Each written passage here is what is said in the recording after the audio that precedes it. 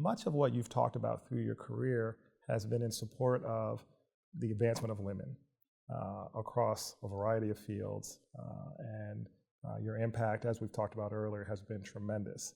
One of the aspects which I spoke about earlier, which has been really helpful to me, is the advice you've given to men about how to advance women.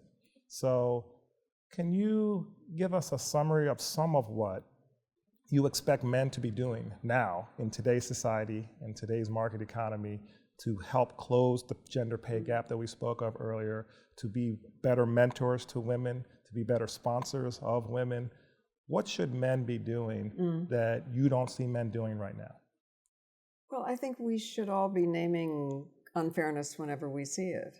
You know, so if men are in a group that's all male, they can say, where's the other half of the human race? You know, there's something wrong here. You know, they're condescending to me. You know, so if everybody is all white or all, I don't know. I mean, we can just name it. We can ask each other what we make. You know, it's the one thing we actually know. You know, we know our salaries. We don't usually share our salaries. But I would say at the most fundamental and long term, the most important thing that men can do is raise children as much as women do. Or raise their sons to raise children, whether they're going to have kids or not. I mean, I don't have children, but I was raised to raise children.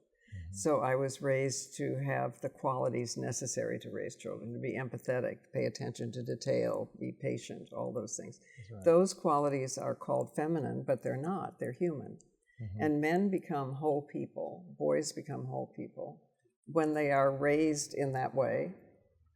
And girls could become whole people when they are raised with, you know, sports and being in the world outside the home. It's not rocket science. It's shared humanity. And I really think it's what we need to do is stop thinking about women's problems over here in a silo and understand it's fundamental to everything. Because the invention of gender roles, which is gender's invented, race is invented, deep, you know, we can't mistake how deep it goes, but it's also an invention. And it comes from societies relatively recently in human history, especially here on Manhattan Island, where we are, that said, okay, men are going to control reproduction, and therefore the bodies of women. And so we got these masculine, feminine roles, which are ridiculous. You know, they're depriving everybody. They're shortening men's lives, you know, by 5 years, we once figured out. The masculine role is killing men.